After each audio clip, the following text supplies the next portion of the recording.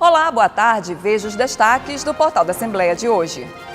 Começa a Semana Estadual de Valorização da Mulher, realizada pelo Judiciário Maranhense. Em audiência pública, deputado Zé Inácio ouve famílias de São José de Ribamar ameaçadas de despejo na comunidade Nova Era.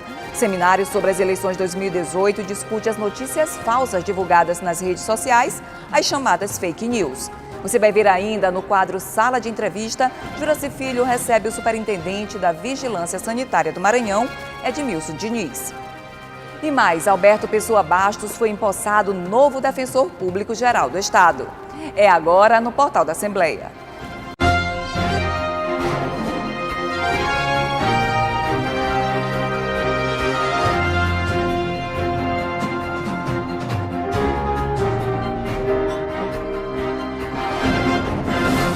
Começou hoje e vai até o dia 15 de junho a Semana Estadual de Valorização da Mulher. Realizada pelo Poder Judiciário do Maranhão, a programação inclui ações direcionadas às mulheres encarceradas, diálogos nas feiras livres, exposição cultural, palestras e distribuição de materiais informativos na comunidade. A abertura da terceira Semana de Valorização da Mulher foi prestigiada por servidores do Fórum de Justiça da capital e contou com a presença do presidente do TJ do Maranhão, desembargador José Joaquim Figueiredo dos Anjos. Até o dia 15 de junho estão previstas diversas atividades voltadas para as mulheres nas comarcas de todo o estado. Eu, quando assumi, no dia 14 de dezembro transado, fiz questão de ressaltar que seria presente em todas as comissões. Nesta segunda-feira já estivemos na socioambiental, presidente pelo eminente desembargador Jorge Rachid, e hoje estamos aqui para prestigiar a eminente desembargadora Ângela, que preside a Comissão da Mulher. E é um fator importante, eu tenho dito que nós temos que estar integrados com a sociedade. A abertura aconteceu em clima de festa junina, na área de convivência do Fórum. A programação da semana inclui ações direcionadas às mulheres encarceradas, diálogos com a população nas feiras livres, exposição cultural, palestras e distribuição de materiais informativos à comunidade. Essa semana, o objetivo é atrair o olhar da sociedade para essa temática da violência de gênero, a violência doméstica e familiar.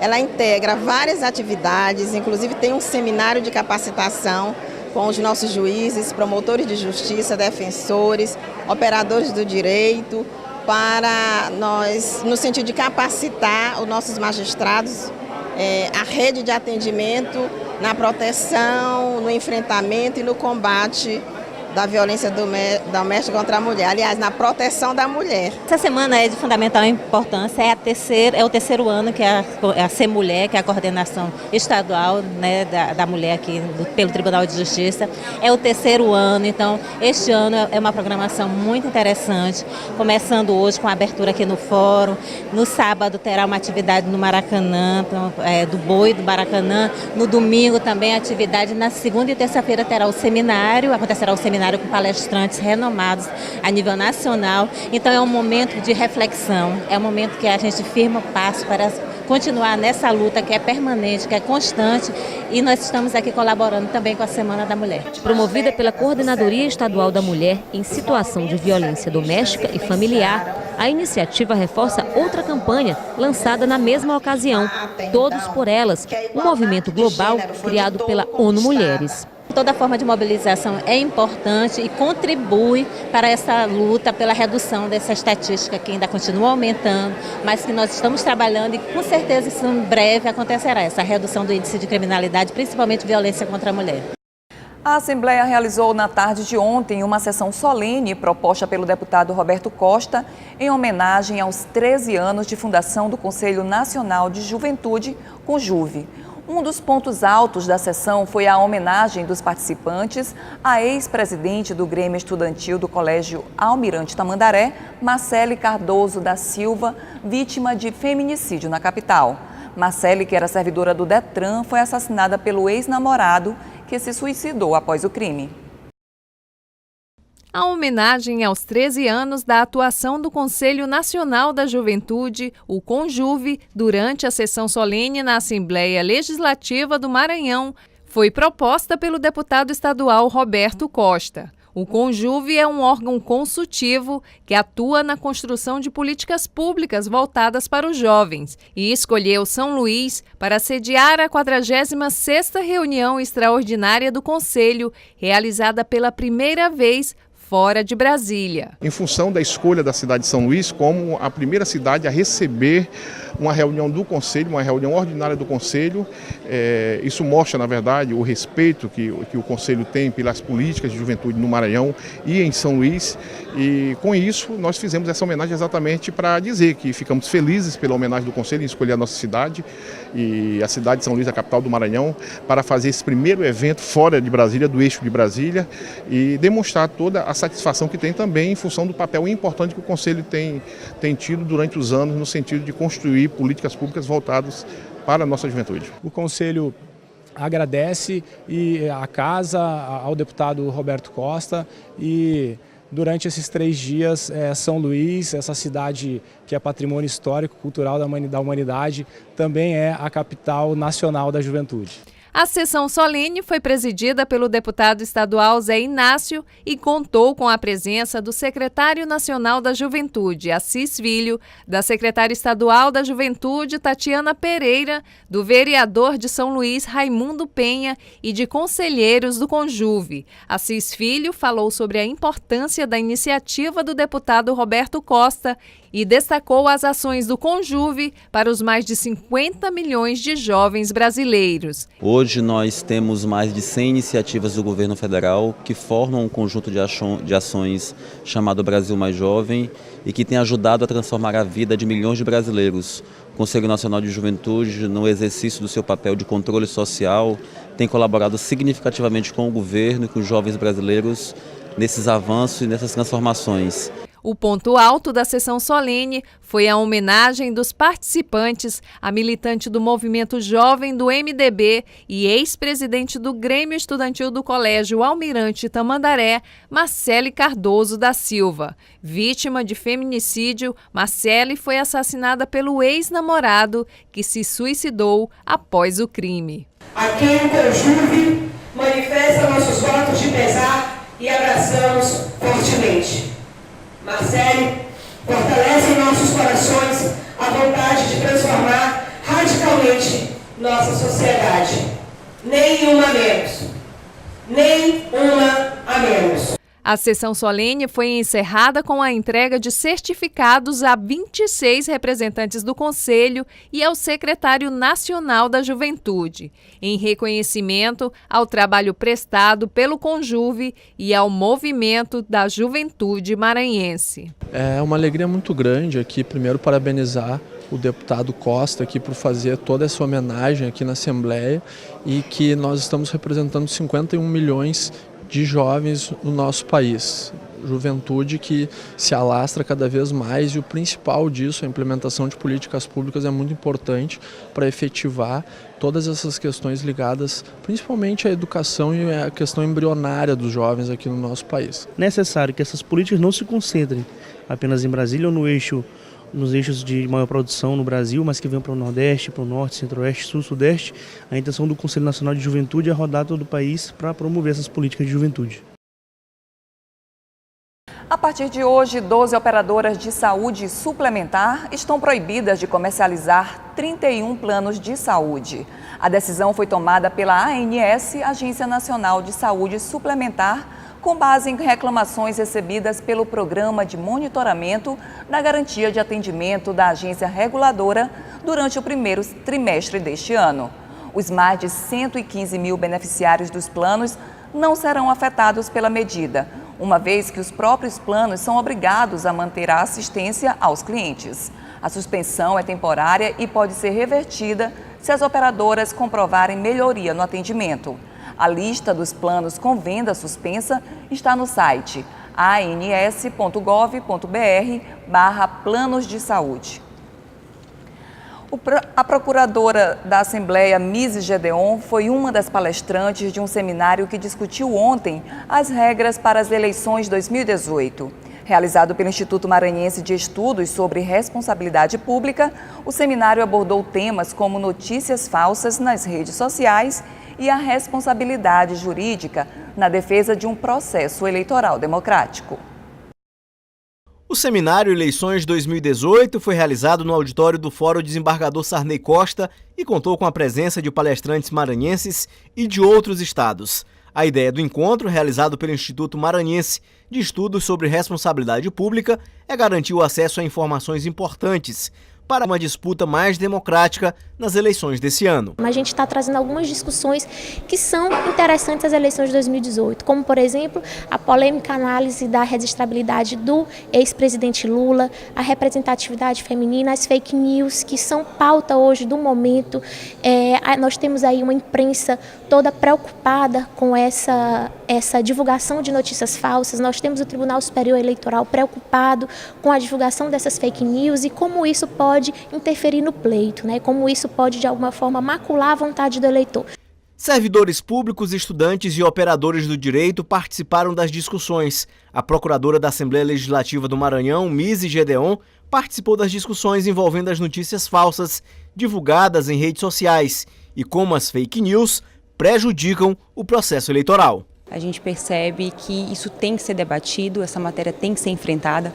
Inclusive, essa semana, na terça-feira, o presidente do Superior Tribunal Eleitoral assinou um termo de cooperação com vários partidos contra a disseminação dessas notícias falsas, mostrando que realmente isso é uma preocupação que está passando aí por todos os setores da nossa justiça eleitoral.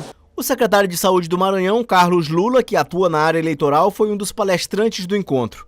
A advogada eleitoral do Rio de Janeiro e professora universitária Vânia Aieta e o advogado maranhense Bertolo Rego falaram sobre a resistência constitucional e representatividade na defesa de um processo eleitoral democrático. É um seminário que ele aborda vários temas, desde a questão da fake news, ele aborda também a questão da participação da mulher na política, da participação de transgêneros na política. Então é um seminário que vem abordar vários assuntos. E o que é importante a gente trazer essa questão do presidente Lula, porque é uma questão que está em alta hoje. Então, as instâncias superiores irão hoje, nessa eleição, definir a questão do ex-presidente e nós entendemos que é muito salutar para o debate e para toda a comunidade acadêmica. O que eu vejo hoje é que a organização dos poderes, tal como definida na Constituição, ela tem sido transmutada ao sabor das conveniências. E isso é muito perigoso. Que os juízes devem impulsionar as normas, impulsionar o direito, mas quem cria o direito é o poder legislativo. Quem participou aprovou a iniciativa de trazer para o encontro um tema importante, como as eleições para presidente, senador, governador e deputados federais e estaduais, que serão realizadas nesse ano. A questão da eleição, as pessoas só se atentam quando está no ano político, a eleição, entendeu? E a gente tem que ter conhecimento dos nossos direitos, de cobrar daquele político, ver se está fazendo uma propaganda correta. Então, tudo isso é conhecimento, é em busca de conhecimento. No próximo bloco tem o quadro Sala de Entrevista. Juraci Filho conversa com o superintendente da Vigilância Sanitária do Maranhão, Edmilson Diniz. O portal volta em 1 minuto.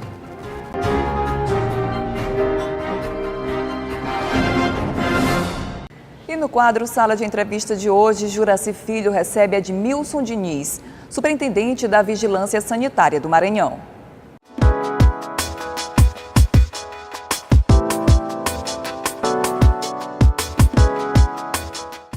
Olá, boa tarde. E no quadro Sala de Entrevista de hoje, nós vamos falar sobre as atividades desempenhadas pela Vigilância Sanitária do Estado do Maranhão. E sobre a Vigilância Sanitária, nós vamos conversar com o superintendente da Vigilância Sanitária no Estado, Edmilson Diniz. Primeiro, uma satisfação tê-lo aqui, Edmilson. Muito obrigado, a gente que agradece a oportunidade de estar discutindo um tema tão relevante para a sociedade. Superintendente, a Vigilância Sanitária tem feito um trabalho de alerta a profissionais e a população de uma maneira geral sobre os riscos, que envolvem os serviços de saúde, os resíduos provenientes dos serviços de saúde. Como é que tem funcionado esse alerta e de que maneira o senhor poderia falar aqui na TV Assembleia do que precisa ser feito para que não haja problemas em relação a esses resíduos de saúde? Bem, os resíduos de saúde, resíduos de serviço de saúde do âmbito da vigilância sanitária, ele é avaliado dentro das unidades de saúde, que são as geradoras desses resíduos. Para isso, dentro da normativa federal da Anvisa, existe e deve existir dentro de cada unidade um plano de gerenciamento de resíduos de serviço de saúde. Esse plano de gerenciamento, ele faz parte do checklist de licenciamento sanitário dos serviços, né? E o que a gente verifica, a coerência desse plano de acordo com o serviço e também, em loco, dentro da unidade, a gente faz a verificação da aplicação daquele plano. Ou seja, o que transportar o que está no papel, a prática local, no processo de trabalho dos trabalhadores daquele serviço. Esse é a grande intervenção que a gente faz junto aos serviços na qualificação do gerenciamento adequado, desde a geração efetiva do resíduo, que é na atividade, né, até o acondicionamento, transporte, armazenamento, até o armazenamento final dentro dos abrigos de resíduo, onde vai aguardar as empresas coletoras para fazer a destinação final desse resíduo. Edmilson, esses resíduos de serviço de saúde, eles estão em hospitais, né, em salões de beleza, em pet shops e outros estabelecimentos. Agora, quais são eles, esses resíduos que o senhor poderia citar? Bem, todo o material que sobra, o que resta da atividade laboral desses serviços, que a gente chama de serviço de saúde, os serviços de saúde efetivamente ditos, e os serviços de interesse de saúde, como manicure, salão de beleza, tatuagens, etc.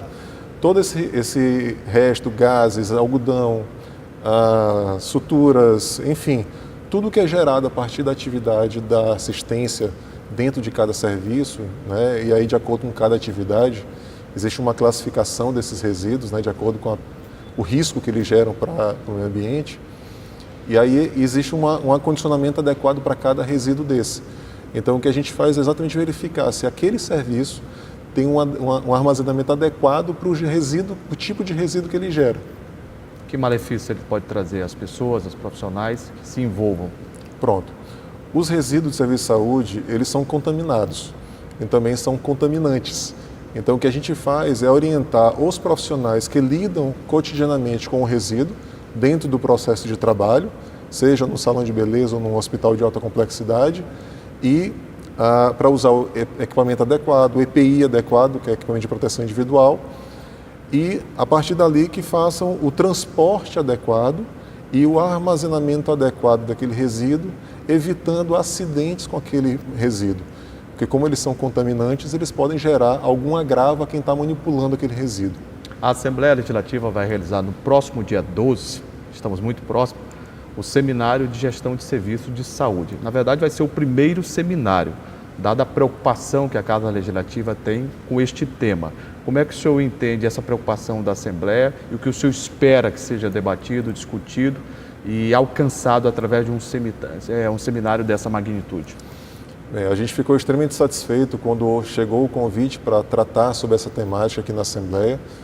Nós discutimos a abordagem, a temática que seria feita, os temas que seriam discutidos. Nós vamos estar participando da primeira mesa desse seminário, junto com os técnicos da Vigilância Sanitária do Estado do Maranhão e também da Vigilância em Saúde do Trabalhador, para que esse olhar sobre o resíduo ele seja ampliado, não só do ponto de vista sanitário, mas também do ponto de vista do trabalhador que manuseia o resíduo e dos catadores de lixo, que também às vezes podem estar expostos naquele montante de resíduos ali a um acidente com material perfuro-cortante, por exemplo, gerando algum agravo à sua saúde. O seminário vai acontecer na FIEMA, no dia 12, né? Ele acontece na FIEMA com uma perspectiva boa de público, né, com outros atores, com a Secretaria do Meio Ambiente envolvida nessa temática. Né? Quando o senhor fala uma perspectiva boa de público, não só da região metropolitana de São Luís, mas também de outros municípios de diversas regiões do estado? Isso. O convite, a mobilização para o evento, está sendo feito pela Assembleia Legislativa, né? E a perspectiva que nos passaram é que está sendo feita uma ampla mobilização. O que a gente entende que a temática ela é relevante para a sociedade, ela precisa ser discutida, essa discussão ela precisa ser ampliada, e quanto mais atores estiverem presentes nessa discussão, o Ministério Público, a Secretaria do Meio Ambiente, as academias, para entender um pouquinho melhor de como é esse processo de gerenciamento de resíduo e qual a destinação final que tem que ser dada a isso, devido ao impacto ambiental que isso gera. Então essa abordagem que a Sulvisa vai fazer no dia do seminário, ela vai englobar tanto o processo interno de trabalho, destinação final, e também vamos estar com o CERES estadual fazendo abordagem sobre a saúde do trabalhador que está envolvido nesse processo de gerenciamento do resíduo. Outro tema que eu queria abordar com o senhor, superintendente, é justamente sobre a presença e proliferação de caramujos africanos aqui em São Luís. Ganhou uma enorme repercussão, inclusive nas redes sociais. A TV Assembleia, inclusive, foi a primeira emissora de televisão a abordar em 2 reportagens, né, que levaram o telespectador conhecimento sobre os caramujos africanos, aqui com o Ronald II e também com o Eli Coelho. Mas eu queria saber do senhor, como é que tem sido feito esse trabalho, se existem riscos, quais são os malefícios de uma proliferação desses chamados caramujos africanos aqui no Maranhão. Pois bem, a orientação que inclusive foi veiculada pela própria Secretaria do Meio Ambiente do Estado do Maranhão, ela alerta a população sobre esses animais que estão se proliferando, principalmente aqui na costa da capital, né? Eles são caramujos africanos que foram provavelmente despejados por algum navio aí na costa, né? E que vieram para a costa. Existe a possibilidade de água de lastro? A gente não tem como afirmar isso, né? O fato é que para a sociedade, e aí é o que vale a pena a gente estar pontuando aqui, o cuidado que tem que se ter ao encontrar um animal desse, né, na manipulação, evitar tocar diretamente no animal, não aproveitar esse animal para consumo, tá? E quem entrar em contato, lavar a mão abundantemente, tá? E o que tem sido feito de trabalho pela Secretaria do Meio Ambiente, do Estado, do município, as vigilâncias também, tanto do Estado quanto do município, é um trabalho de coleta em loco desses animais, porque na verdade eles não têm predadores naturais, eles são de fácil proliferação e a gente tem que evitar... São hermafroditas, né? São hermafroditas, e aí a gente tem que evitar, através de um processo manual mesmo de coleta, fazer o descarte adequado desses animais. Existe algum risco de doença em virtude do contato de pessoas com os caramujos africanos? A Secretaria do Meio Ambiente do Estado ela chama atenção para o risco de contaminação de doenças desses animais. No entanto, não foi aberto esse rol de doenças que vocês podem transmitir, né? O que a gente pede, e aí que é importante que a sociedade tenha cuidado na manipulação ou no encontro desses animais e faça o descarte adequado. Como se falou, colocar num balde, né, com água, com bastante sal ou cal, para que eles identificar a perda de mobilidade desses animais, a partir dali quebrar o casco, né, para evitar acúmulo de água e proliferação de mosquitos, por exemplo, e fazer o descarte em resíduo comum. Aqui em São Luís foi visto na orla marítima ali na Ponta da Areia, mas existem outras regiões já, algum relato nesse sentido, de terem sido vistos também os caramujos africanos? Bem, o que nós temos identificado de informação na Secretaria de Estado da Saúde é que tenha sido mesmo isolada aqui a orla por enquanto. Secretário, para a gente finalizar, eu queria que o senhor falasse sobre esse envolvimento e a expansão do trabalho da vigilância sanitária no Estado do Maranhão, inclusive que tem rendido ao senhor e o próprio Estado do Maranhão um reconhecimento nacional. Hoje o senhor integra uma comissão especial, né, do Nordeste de Superintendência de Vigilância Sanitária, o senhor está à frente dela, e a vigilância vai realizar um seminário, né, para todo o Estado do Maranhão, com a presença dos coordenadores de vigilância sanitária de diversos municípios, dos 217. Isso está previsto no mês de julho? Isso. Está previsto o primeiro seminário integrado de vigilância sanitária, ambiental e saúde do trabalhador, que vai acontecer de 4 a 6 de julho, no Hotel Rio Poti. A intenção desse seminário segue o que a orientação do Governo do Estado do Maranhão e da Secretaria de Estado da Saúde em aproximar a coordenação central das políticas de saúde dos municípios.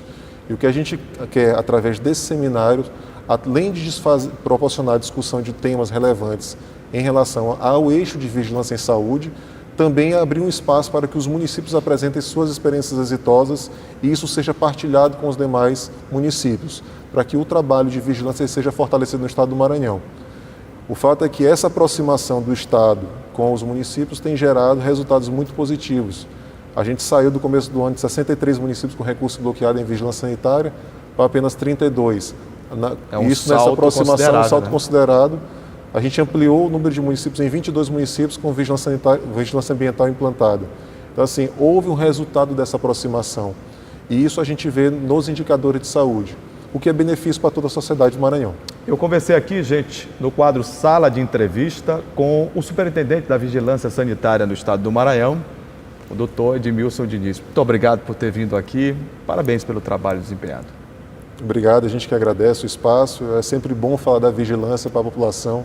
Ela precisa ser melhor vista e tem impacto direto na promoção de saúde. Não esqueçam, o quadro Sala de Entrevistas volta na próxima segunda-feira dentro do portal da Assembleia, que, por sinal, volta a seguir com Sabrina Aires comandando as principais notícias do nosso estado.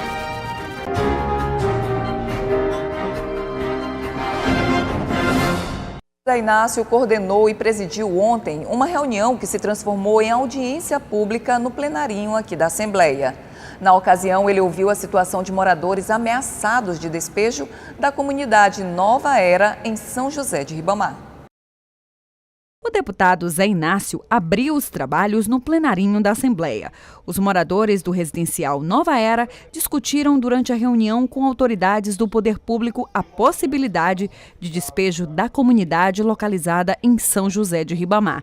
Dona Maria, que representa os moradores do residencial Nova Era, falou que está com medo de perder a casa onde mora desde 2012. E hoje a gente está aqui pedindo apoio ao deputado Zé Inácio, que sempre se prontificou, sempre nos deu apoio e sempre está dando apoio para a gente, né, pela nossa causa. Então a gente está buscando aqui um acordo com a cooperativa, né, ver qual a possibilidade de termos para a gente não ficar sem os nossos imóveis. O deputado Zé Inácio tem acompanhado a ação judicial movida pela cooperativa habitacional do Grupo Comunitário Independente e tem articulado os poderes municipal, estadual e federal para encontrar uma solução para o problema. A nossa luta é para garantir que as famílias que estão residindo, estão morando nessas casas, eles permaneçam. E quem pode resolver de fato esse problema é o poder público. O poder público estadual, na parceria com o poder público municipal, e o poder público federal, aí representado pela Caixa Econômica, que conduz o programa Minha Casa Minha Vida. A situação do residencial Nova Era é complexo. Dona Nazide é cooperada, comprou um lote residencial no Nova Era e não recebeu, e ocupou outro imóvel no local. Algumas casas foram construídas, porém a Caixa nunca entregou, e as que foram para lá, as pessoas que estão lá, que é da cooperativa que estão lá, a Caixa não entregou. Quem entregou foi a cooperativa, a casa toda danificada, sem porta, sem janela, sem telhado, sem nada. O advogado da comunidade enviou um representante, que durante a reunião fez a leitura de uma carta. O Tribunal de Justiça do Maranhão deferiu o pedido da cooperativa sem ouvir as famílias que residem na área. Com devido respeito, uma decisão insensata e injusta. Nós respondemos ao recurso que ainda aguarda o julgamento final do mérito. Mas o que hoje se quer é debater alternativas e consensos para que o Estado do Maranhão garanta o direito à moradia dessas 300 famílias de baixa renda. A discussão foi acompanhada pela Comissão de Direitos Humanos da OAB, Defensoria Pública, Polícia Militar e também pelo secretário adjunto de Participação Popular do Estado, Gilvan Alves. Em seu pronunciamento, ele disse que o governo do Maranhão tem conhecimento do problema e montou uma comissão para acompanhar o caso que, além de ser jurídico, é também social. As decisões que foram encaminhadas aqui no sentido de encontrar uma solução pacífica para a questão, a Secretaria de Direitos Humanos se coloca à inteira disposição para ajudar nesse processo de mediação no âmbito dessa comissão que tem por missão, por objetivo, por tarefa principal, acompanhar situações como essa. Foi liberada hoje pela manhã a consulta ao primeiro lote de restituição do Imposto de Renda Pessoa Física 2018. O lote contempla também restituições residuais dos exercícios de 2008 a 2017. O crédito bancário para os quase 2.500.000 contribuintes será feito no dia 15 de junho. Para você saber se teve a declaração liberada, basta acessar a página da Receita na internet, que é receita.fazenda.gov.br, ou ligar para o Receita Fone no número 146. O governador Flávio Dino deu posse ao novo defensor público geral do Estado, Alberto Pessoa Bastos. Ele assume o cargo para o biênio 2018-2020. O deputado Neto Evangelista representou a Assembleia na cerimônia. O deputado Neto Evangelista, representando a Assembleia Legislativa do Maranhão, participou da solenidade de posse do novo defensor-geral do Maranhão, Alberto Pessoa Bastos. O parlamentar destacou a importância do trabalho da Defensoria Pública para garantir direitos dos cidadãos maranhenses. E a gente conversava na Assembleia Legislativa com o presidente Otelino, com o novo defensor público geral, da necessidade de uma parceria mais forte entre o Poder Legislativo, que representa essas pessoas, e a Defensoria Pública, que tem a missão de ajudar no âmbito judicial esses cidadãos. E essa parceria ela já começou, diálogos estão sendo feitos para que ela possa ser concretizada. E hoje a posse é um defensor público jovem, que com certeza vem com inovações para a Defensoria Pública, e eu tô muito satisfeito em vê-lo tomando posse hoje como Defensor Público Geral do Estado. A solenidade foi realizada no auditório Henrique de la Roque, reuniu autoridades, defensores públicos, familiares dos empossados, representantes de movimentos sociais e pessoas atendidas pela Defensoria Pública do Maranhão. A nossa metodologia de atendimento, eu acho que vai ser o nosso principal desafio, bem como o outro desafio é fazer com que a Defensoria Pública cresça. Hoje nós só estamos em 34% das comarcas. Nós só estamos em 39 municípios, incluídos São Luís, e são 112 comarcas. E existe uma emenda constitucional, a de número 80, que determina onde tem uma unidade jurisdicional, tem um defensor público. Então o nosso desafio é aperfeiçoar o nosso atendimento individual e coletivo e também fazer um crescimento para o interior do Estado. O governador Flávio Dino participou da solenidade e deu a posse aos membros da Defensoria Pública que assumem o cargo durante o biênio 2018-2020. Temos apoiado as iniciativas dessa instituição, que tem um estatuto jurídico próprio definido na Constituição, de autonomia. Cabe nos apoiar dentro dos limites do Estado.